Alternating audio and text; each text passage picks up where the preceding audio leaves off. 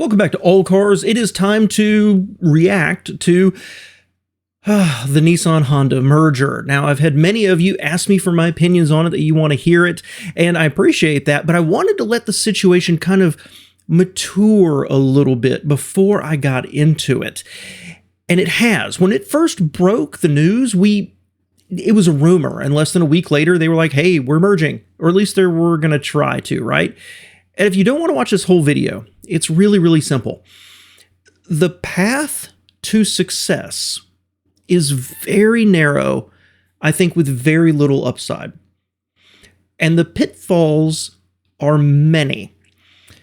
And I mentioned in my end of the year video on the main channel that one of my big concerns was going to be who was in charge of the merger.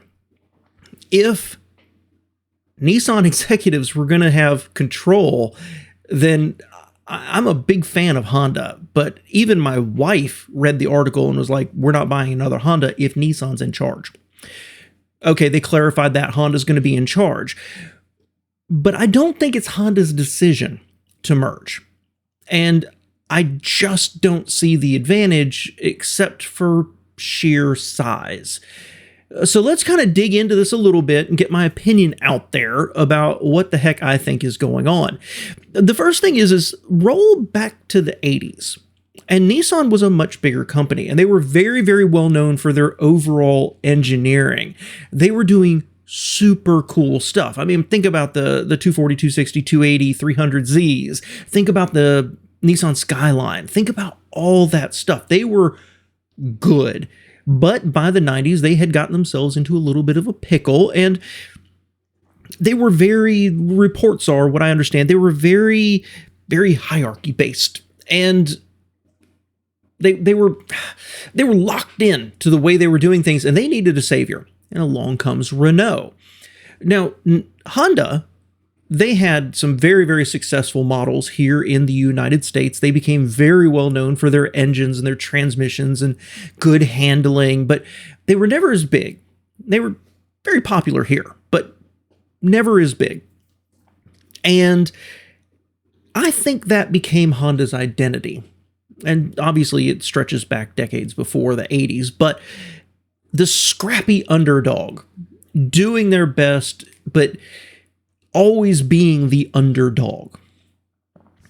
So along comes Renault to save Nissan. Carlos Ghosn comes in, and people love to kick on him, and he severely damaged Nissan and their long-term prospects. That's what happens when you cut and you cut and you cut. You know, when, like the old saying goes, if you're a hammer, everything looks like a nail.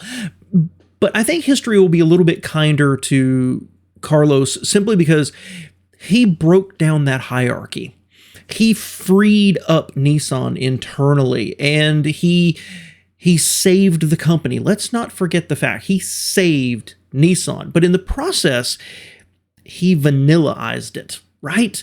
I mean, as the decades have gone on, can you think of many Nissans that are wow products? I mean, maybe you like the Zs, that's fine. And other than that, they've got some bread and butter that sells well, and the rest of it is so generic as to be forgettable. The Versa is actually a really good car. That's not going to move a lot of units. Most of Nissan's sales, at least in America, are really based on two models, like the Rogue. They have to get it right because everything else, they've kind of built themselves a reputation for building not as good as Toyota, not as reliable. Anybody can get into a Nissan regardless of what your credit is.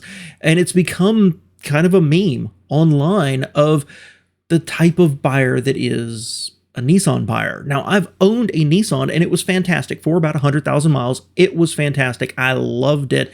And I really like almost every one of their products, from a comfort and a ride and a dash design and the ergonomics and everything else.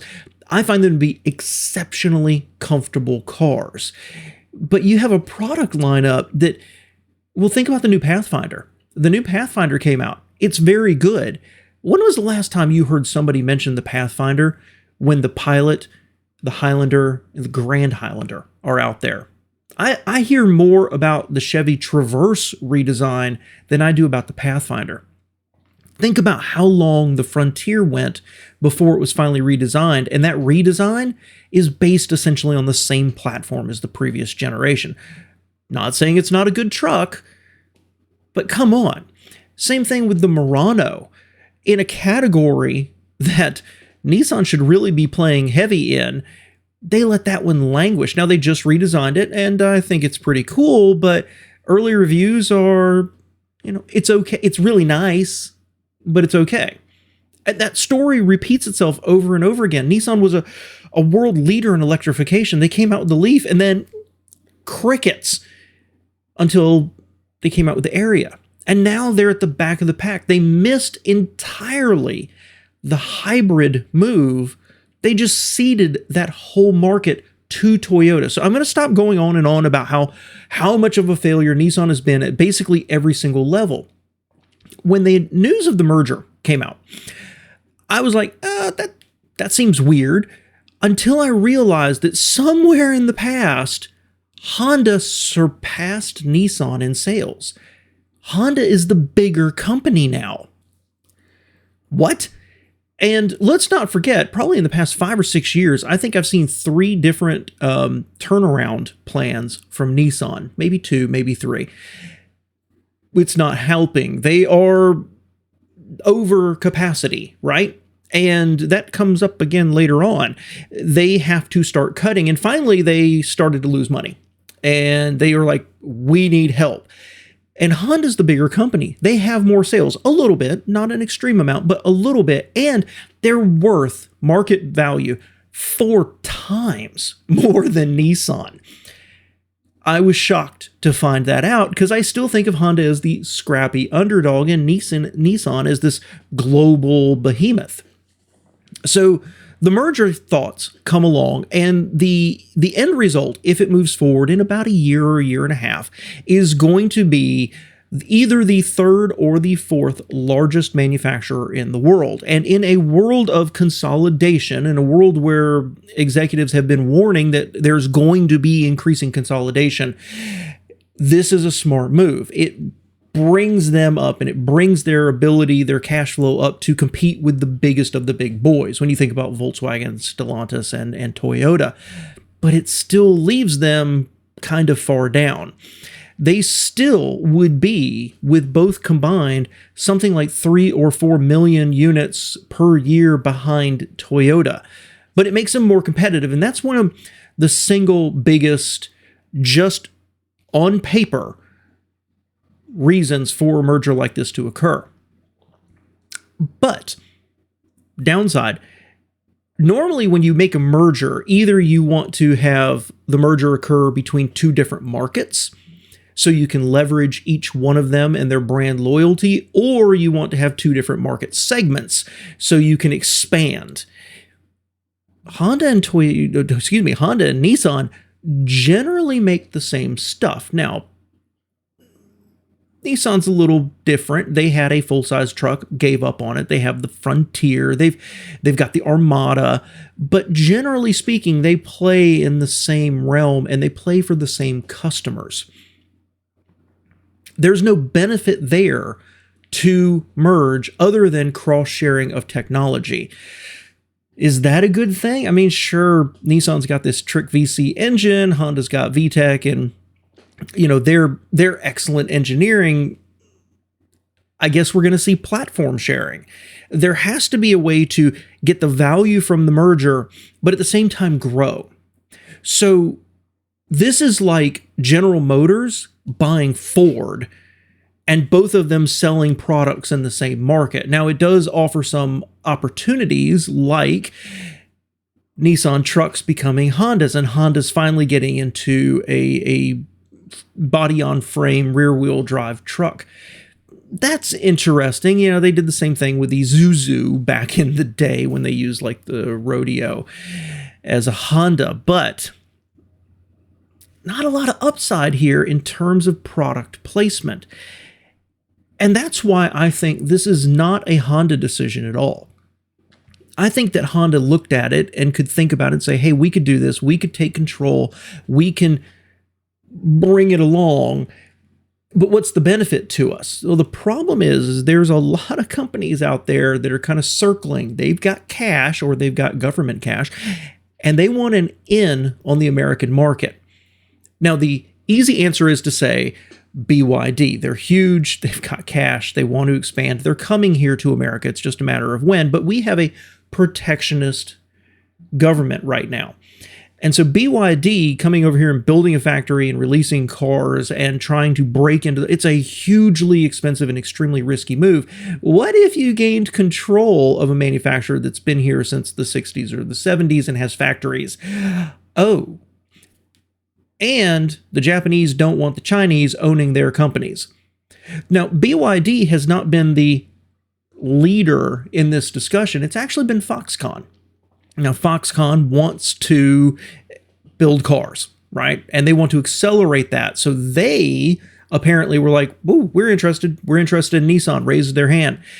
Even though they are Taiwanese, that's still a little uncomfortable to the Japanese government. And what I've never heard anybody else say,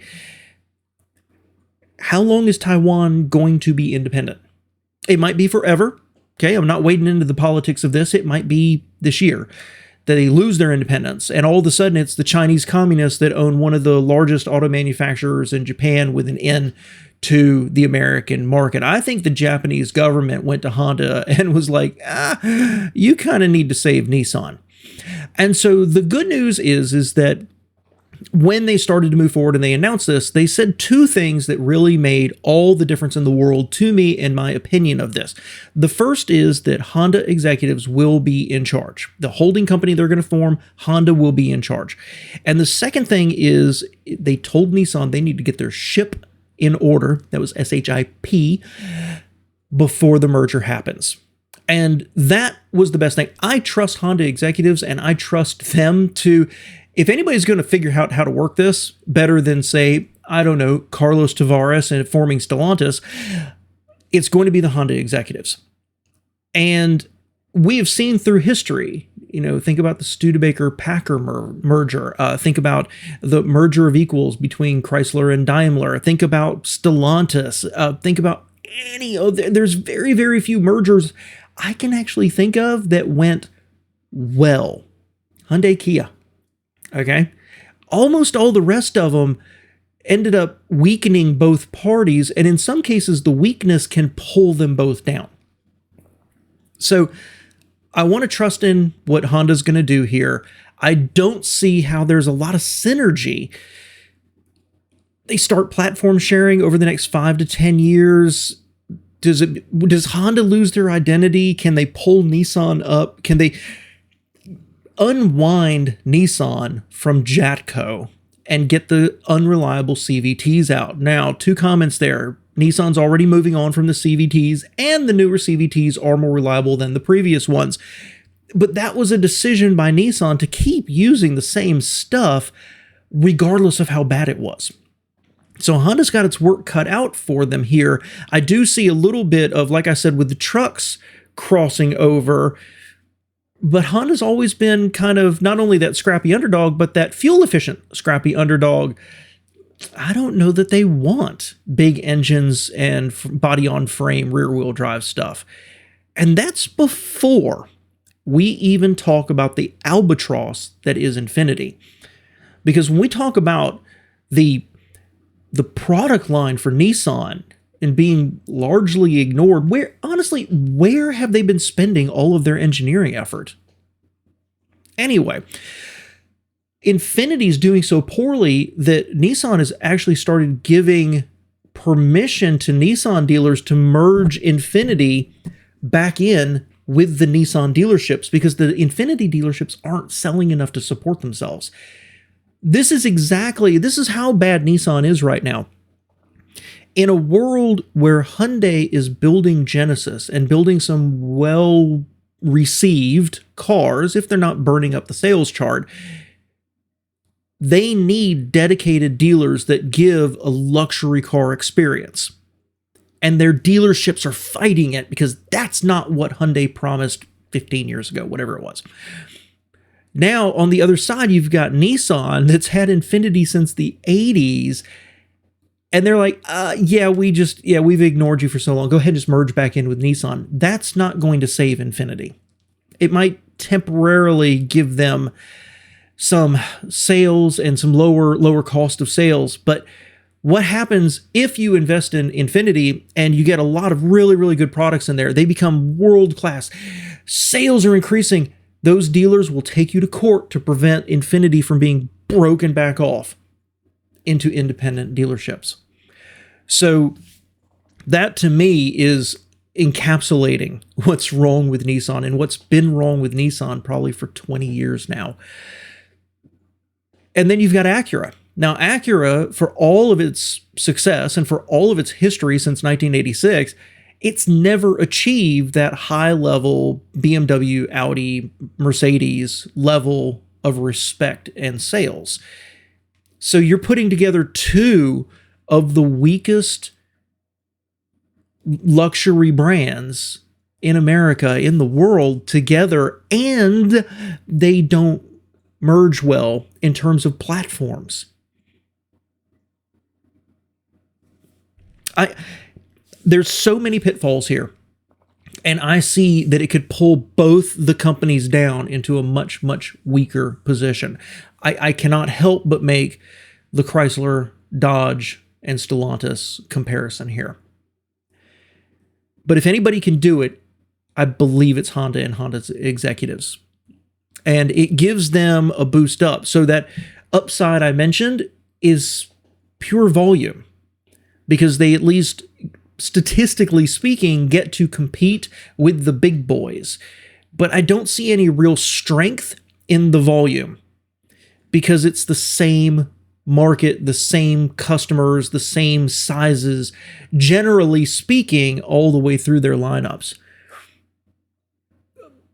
But I guess I'll end with, I believe this is because it's not purely a Honda decision. I think they could look at this and be like, what's the benefit to us? Other than sharing the cost of engineering and production across two different lineups, more like GM, right, or Ford than Honda and Acura. What's the real upside? And I do believe the government came to him and was like, you need to figure out how to make this happen. And so I do believe there is something behind the scenes of some government, nudge, nudge, wink, wink. We got your back. I could be wrong, but I'm nervous about it. And I sincerely hope this does not pull down and ruin one of my favorite auto manufacturers. Let me know your thoughts below, guys. Thanks for being here.